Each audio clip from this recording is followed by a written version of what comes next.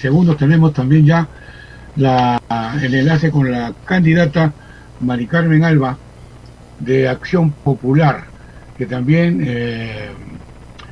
pretende llegar al Congreso. La vez pasada venía con el número 23, recuerdo, y siempre nos decía fuego en el 23. ¿Cómo estás, Mari Carmen? Muy buenos días, bienvenida a Radio Planicie. ¿Cómo está, Wilfredo, Orlando? Un gusto. ¿Cómo está? Buenos días. Sí, bueno, antes que nada, sí, solo quería reconocer y agradecer a mis correligionarios que confiaron en mí y que en esta oportunidad he salido la mujer más votada, por eso tengo ahora en la lista el número 2. Bueno, dentro de tus planes desde el Congreso hay un tema muy importante que lo conversábamos con Orlando desde el día de ayer, anteayer, que era sobre el tema laboral. ¿Qué vas a hacer o qué vas a proponer para generar empleo? A pesar de que la situación actualmente no está tan buena como para generar ingentes cantidades de empleo, pero siempre hay oportunidades. Sí, mira, en el tema de empleo, sabemos pues que nuestra informalidad es del 70%, y lamentablemente, de acuerdo por el producto de esta coyuntura que estamos viviendo, la informalidad va a subir a 80%. Esas son las previsiones. Por lo tanto, tenemos que presentar medidas desde el sector ejecutivo, ¿no? Que deben de articular todos los sectores. Sabemos que para generar empleo, no solamente es el Ministerio de Trabajo el que debe de dar ciertas normas, o desde la Comisión de Trabajo. Si no hay inversión privada y pública, no generamos empleo. Este es un tema transversal a todos los ministerios, ¿no? Y que tienen que articularse y sacar las normas adecuadas, técnicas, no populistas, sino normas que realmente puedan generar este empleo y que se trabajen articuladamente entre el Ejecutivo y el Congreso, ¿no? Desde el Congreso, yo me comprometo a apoyar todas las normas que incentiven el tema laboral. Yo entre mis proyectos y mi preocupación, si antes estaba preocupada por la informalidad que era mayor en jóvenes, ¿no? En jóvenes siempre ha sido casi 80% y 70% era para toda la población. Bueno, ahora imagínense lo que es en jóvenes, hace casi 90%. Por lo tanto, nuestros jóvenes que ingresan de los institutos y de las universidades, 250,000 al año, no encuentran un empleo digno, por lo cual yo ahí propongo que se den incentivos tributarios a las empresas para que en primer lugar puedan dar trabajo a los jóvenes como primer empleo. ¿Qué es lo que pasa, Wilfredo y Orlando?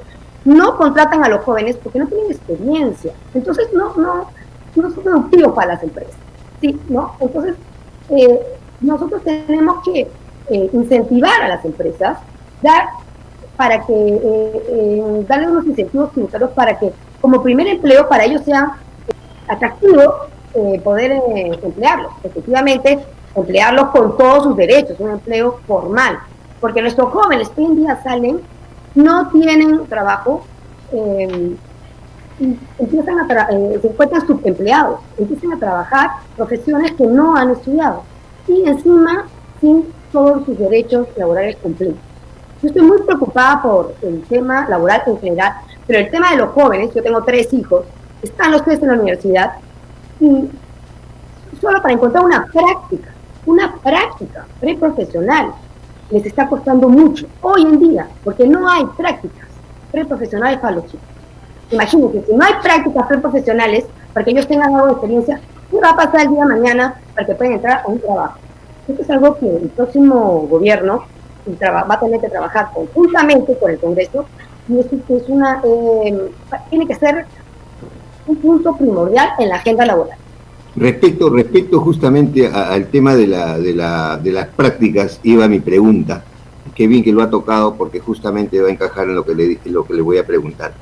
¿No sería mejor, en todo caso, legislar para que los jóvenes que ya están en los 2 últimos ciclos, digamos, o en los 3 últimos ciclos de su profesión, puedan ser pasibles de contratación, ya de repente en forma de práctica? Bueno, la práctica en realidad es por decir, ¿no? Es un cliché, porque en realidad los chicos cuando van a practicar les ponen un sueldo que muchas veces es menos del mínimo, dicen está practicando, pero los hacen trabajar una jornada laboral completa, normal, ¿no? Incluso hasta con sobretiempo sin pago.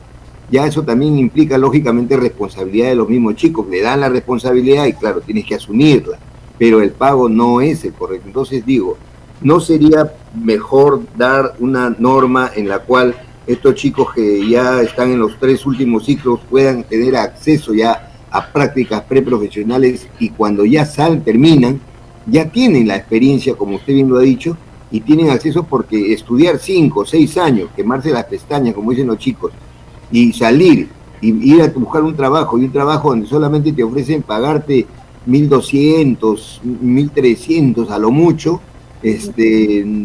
digamos, no condice con el esfuerzo que han hecho de quemarse las pestañas 5 años y todo el trabajo y el gasto que se hace, ¿no? Entonces, muchas veces estos chicos terminan y ven la oportunidad de un negocio y se vuelven informales, porque digo yo, ganar 1.500 soles cuando de repente como informal creo mi propia empresa informalmente y estoy ganando 2.000, 3.000 soles mensuales, ¿no? Entonces se genera más informalidad todavía. Entonces, ¿qué se podría hacer en ese caso? Mira, Orlando, con la experiencia que tengo yo en el tema laboral, que he tenido la oportunidad de trabajar en el Ministerio de Trabajo, te puedo decir que una ley sobre la modalidad formativa, en lo que se refiere a prácticas para darle más impulso a este tema, y realmente hay programas que se trató de hacer un programa con el Ministerio de Educación y el Ministerio de Producción. Por eso te digo, siempre tiene que ser un tema articulado entre los ministerios, que como que empieza y queda ahí, ¿no? Porque cambio de gestiones, cambio de viceministro, esa ha sido nuestra realidad, por lo menos en estos que sabemos en nuestra realidad política de estos 5 años. Pero sí había un programa muy interesante, que era el tema de la formación dual, que para que estos chicos ingresaran a practicar al mismo tiempo que están estudiando y se formaran en estas empresas. Y se hizo unos convenios con ciertas empresas, ¿de acuerdo? Gloria, varias empresas, la AIBE, varias empresas importantes. Lamentablemente se quedó en el camino, pero yo lo que les quiero decir es que para este tema tan importante, para solucionar este tema, no es solamente un sector que debe estar involucrado.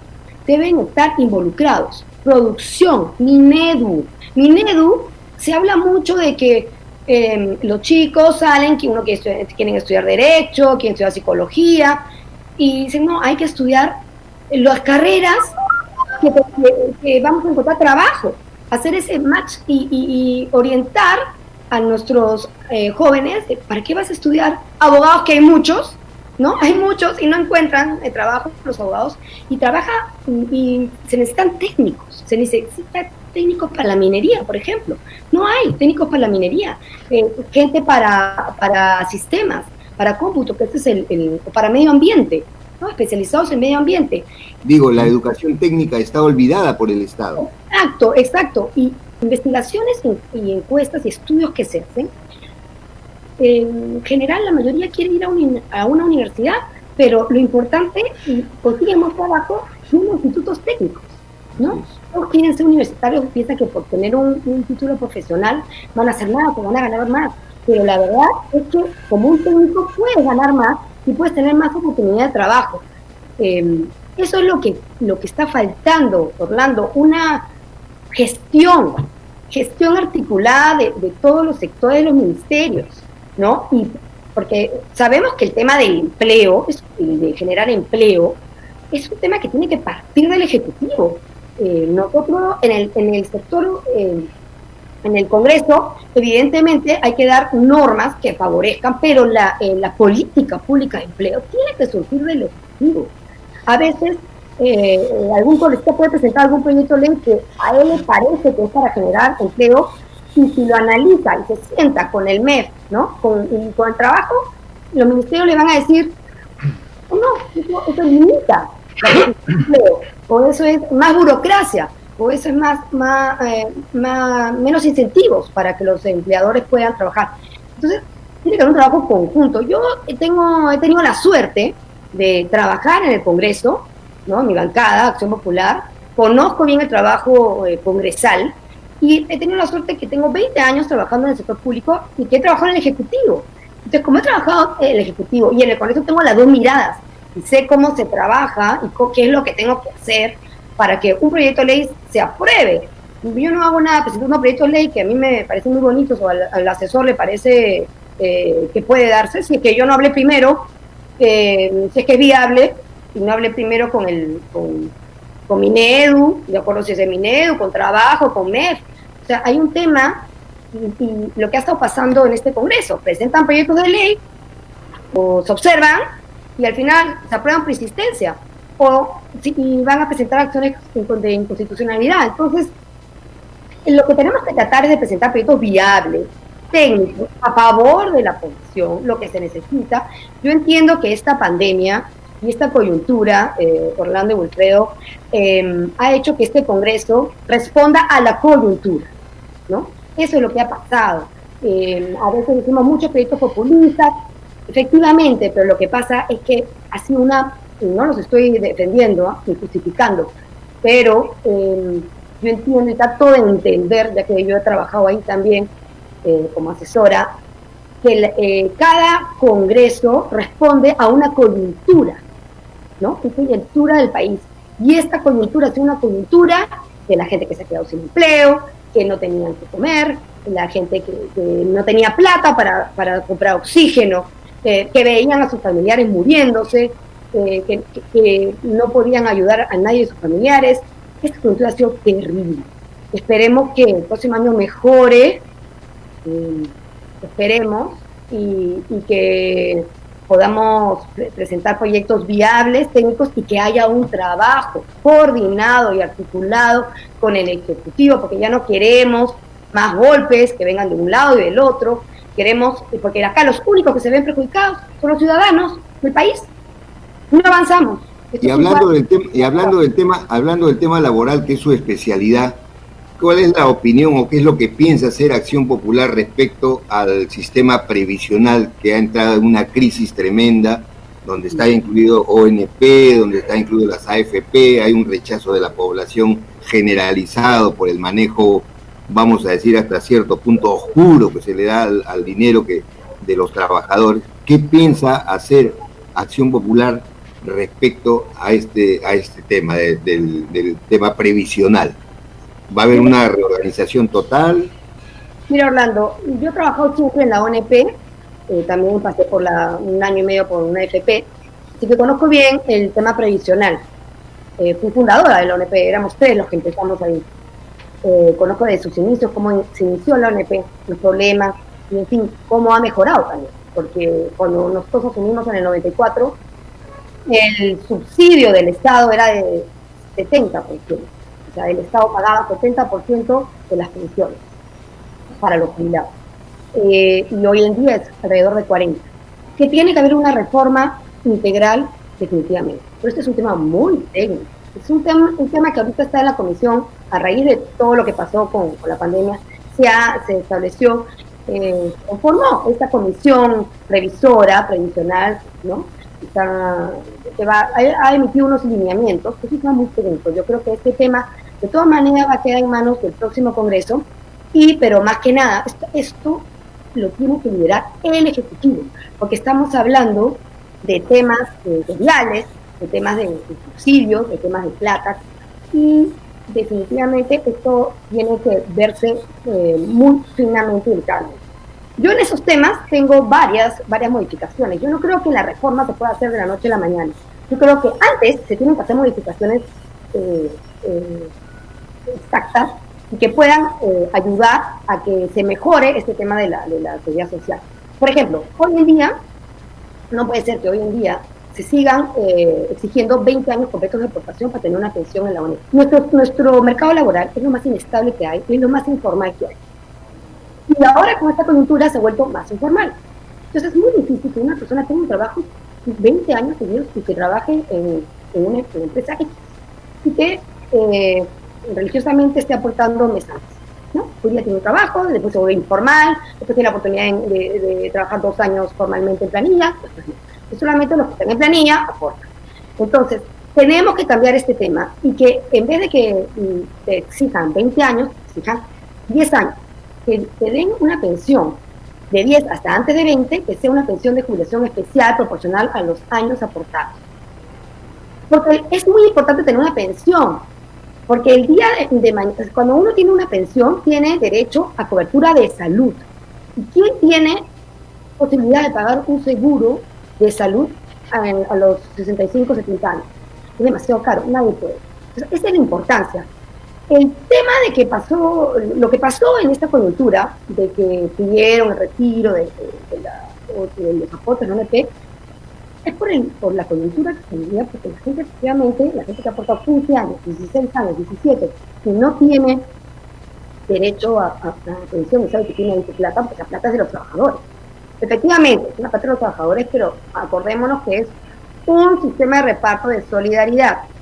Pero es de ellos, que por años han aportado. El Estado tampoco no tiene por qué quedarse en 16 años, o 15 o 10 años que haya aportado. Y es más, perdón, el Estado se ha gastado cientos de millones de soles en contratar abogados para litigar contra los aportantes, gastando quizás más dinero de lo que les hubiera costado reconocerle el derecho a los aportantes que han pedido su dinero. O sea, es algo totalmente inadmisible, ¿no? Es una cuestión de Ripley. Sí, eso es cierto, pero realmente eso ya cambió. ¿No? Sí, pues ya cambió. La ley que impulsó Johnny Lescano y Acción Popular, para que la ONP se allane y no siga con estos procesos judiciales. Pero lo que pasa es que la ley les exigía a ellos, como entidad del Estado, hay que ver un poco el tema. Como entidad del Estado, tú tienes que defender tu entidad. Entonces, ellos no podían allanarse si no había una norma como esta. Entonces, esta ley, que efectivamente se gastaron mucha plata con los abogados externos, ha permitido eso. O sea, eso felizmente ya está solucionado, ¿no? Ahora lo que hay que ver es cómo mejorar el sistema y cómo mejorar las pensiones. Y para mí, el Ejecutivo se demoró mucho en decidir, en proponer algo para darles un bono a los jubilados. O sea, ha esperado que salga del Congreso, que la exigencia, la solicitud, la demanda de la ciudadanía llegue al Congreso, porque si ustedes se dan cuenta, la mayoría de demandas y de temas han salido del Congreso. Más que bien, pero era porque los buscan a los congresistas, ¿no? Entonces ahí vemos que efectivamente no han sido tan populistas las normas que ha dado el Congreso. No, es que por eso te estoy diciendo. El tema es, demanda de la población van al Congreso. El Congreso da las demandas de acuerdo a la coyuntura. Así es. ¿No? Si es lo que pasa es que sabemos todos que los congresistas no tienen iniciativa de gasto. Entonces, al no tener iniciativa de gasto, y ese es un tema de iniciativa de gasto, es inconstitucional. Eso lo sabe todo el mundo, ¿no? Por eso esa propuesta debió de salir del Ejecutivo, pero no esperar que el Congreso les dé este tema, ¿no? Eso es lo que ha pasado. El Congreso les ha ganado y ha sido un poco dejadez, desidia, falta de gestión, falta de decisión, falta de ponerse de acuerdo. Eso es lo que le ha pasado. Y la mayoría de proyectos de ley, muchos son así, ¿no? Eso hay que tenerlo en cuenta. Has hablado de la generación de empleo que pasa por la inversión. En ese sentido, la entidad privada o el régimen privado está muy reticente en invertir en esta época de pandemia. Entonces, ¿por qué no mejor se orienta esa visión al más importante inversor que tiene el país, que es el Estado? Ojo, para la generación de empleo.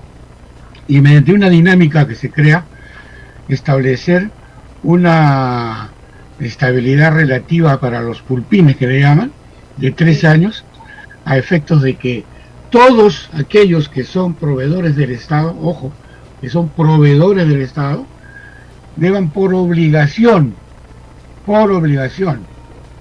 constituir empleo decente, generar empleo decente.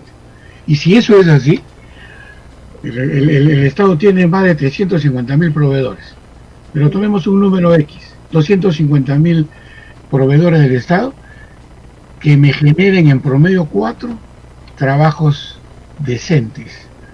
y tenemos 1 millón de empleos que genera fácilmente el Estado. ¿Por qué no se ve esa iniciativa por ese lado mejor? Sí, me parece, bueno, cuando te hablé de inversión te dije inversión privada e inversión pública, ¿no? Incentivar ambas, porque yo creo que también está paralizada, ¿no? Sabemos que la inversión pública está paralizada. Es una muy buena alternativa porque efectivamente el Estado es el que tiene que reactivar, incentivar una inversión, ¿no? Entonces, lo único que, lo que me queda claro es que en una situación, en la crisis en que estamos, tan fuerte, tanto económica como en empleo, tenemos que hacer un shock de inversión. Entonces, el próximo gobierno, el que ingrese, va a tener que tener en la agenda como primer punto el darle este impulso de inversión, tanto pública como privada, eliminando trabas. Seguimos con trabas burocráticas, seguimos con una ley de contratación y adquisiciones del Estado complicada. Conversaba con un especialista y con alguien que iba a invertir también, y me decían algo que no lo podía creer, que Florentino Pérez, ¿no? el famoso de español, vino acá, empresario, a invertir. Quería invertir en hospitales. Cuando se dio cuenta y vio que para invertir acá en un hospital se demoraba de 5 a 8 años construirlo, se fue a Colombia, en 1 año ha hecho su hospital. ¿Qué es lo que está pasando? Somos nosotros mismos los que nos ponemos cabe a los inversionistas, empresarios internacionales que vienen, ¿no? Entonces, ahora mismo para la pandemia, miren todo lo que ha pasado para comprar las vacunas, las medicinas, increíble. Sacaron una norma especial, pero el tema es que debería de haber ya una ley que quede, ¿no? O sacar una ley de contrataciones especiales para temas de emergencia, de salud, de vacunas, de infraestructura de hospitales, para que ellos tengan un tema de más fácil, ¿no? Entiendo yo que cada vez se ha complicado más esto, porque la realidad es que ha habido tanta corrupción, Wilfredo y Orlando, que los públicos no quieren firmar, se mueren de miedo de firmar, no se está gestionando, y han estado poniendo trabas para que pase por aquí, que pase por esta dirección, que lo firme tal, lo firme cual, ¿no? Para ver que no haya corrupción ahí. Y lo que ha hecho es, y no sé si realmente nos hemos librado de la corrupción, no ponga la mano a nadie ni nada, ¿no? Y lo que han hecho es complicar el trámite para que la gente venga a invertir. Porque este ejemplo es clarísimo, y es un ejemplo que me lo han dicho una persona que sabe del tema. O sea, es increíble. Mari Carmen, ahora la generación va a ser un poco más difícil a partir de hoy día. Están notificando que, por confirmar desde luego, que regresamos a la fase 2. Toque de queda de las 8 de la noche a las 5 de la mañana y el domingo todo el día. Bueno, la verdad que sí, nos están complicando, pero yo entiendo que estamos en la segunda ola. Y bueno, la ministra ha dicho ayer que estamos en la segunda ola, pero yo tengo una hermana que es doctora y hace 2 semanas me dijo que estamos en la segunda ola. Así es. Tenemos que tener una hermana doctora que me habría sido oficial, pero yo sé que hace 2 semanas estamos en la segunda ola. Sí, pues. Y esta variante sabemos que es más contagiosa, más complicada. Yo lo que no entiendo, Wilfredo y Orlando, ¿qué han hecho? ¿Qué ha hecho el MINSA? ¿Qué se ha hecho diferente? Porque me parece que somos iguales. Desde que empezamos, que nos agarró realmente nada. Ahora, dijeron que teníamos 1.500 camas UCI. El Premier Marcos dijo que iba a subir a 3.000. Ahí mismo. Y seguimos con las 1.500 camas UCI. No subía a 3.000. Otra cosa sería que tuviéramos 1.000 camas UCI. Y plata hay. El mismo ministro de Economía ha dicho que plata hay. Y esa plata, ¿por qué no la invierten ya en lo que es importante, la salud? Porque sin salud no podemos hacer nada. No podemos trabajar, no podemos generar empleo, no podemos invertir. O sea, ahorita la prioridad tiene que ser la salud. Y todos nuestros recursos ponerlos en salud. O sea, no entiendo. Nosotros aquí, conjuntamente con Wilfredo, hemos estado en contra desde el inicio de esta. Nosotros decíamos hace algunos programas que desde el 15 de diciembre se debió haber decretado este estado de emergencia para prevenir, porque ya se sabía que venía. Ha pasado en Europa y, como yo siempre digo, todo lo que pasa afuera va a terminar pasando acá también. Era por una cuestión lógica, pero sin embargo se ha antepuesto, y eso es lo que siempre se critica, por lo menos de nuestra parte, que se antepone el tema económico al tema de la salud, cuando tenemos un sistema de salud que es mediocre, por decirlo menos, ¿no? Bien lo has dicho, teníamos 1.400, el presidente Vizcarra en su momento dijo que se pensaba llegar a 2.000 camas, estamos en 1.400, y así tuviéramos las 2.000 camas, no tenemos intensivistas para atender esas camas. Entonces, ¿de qué nos vale tener 2.000, 3.000, 4.000 camas si van a estar ahí tiradas? Porque tiene su equipo. Pues. Gran trabajo para cerrar, porque ya la hora nos ganó. Gran trabajo, Carmencita, que espera a los futuros congresistas, al futuro gobierno, porque tenemos el país, no digamos deshecho, pero sí hay mucho trabajo por hacer para levantar y para darle nuevas estructuras a este país, porque con estas estructuras actuales que tenemos, el país ha demostrado largamente que no camina. Bien, Mari Carmen, te comprometo desde ahora. Sí. Yo sé que tú vas a salir elegida. Gracias. Tú vas a ser elegida. Gracias por la primera entrevista del día lunes siguiente a la elección va a ser para nosotros. Pues de todas maneras. Cerrado, como dice. Solamente, decirles que las próximas elecciones marquen las 2 lampas de Acción Popular, marquen por la renovación, nuevas personas en política, que confíen en Acción Popular, que escriban el 2 para el Congreso, que marquen la lampa por Johnny Lescano para presidente de la República. Y adelante. Mari Carmen para el Congreso. Muchas gracias, Mari Carmen. Gracias, una oportunidad, ya sabes, ya estás comprometida. De todas maneras. Gracias. Gracias, buenos días.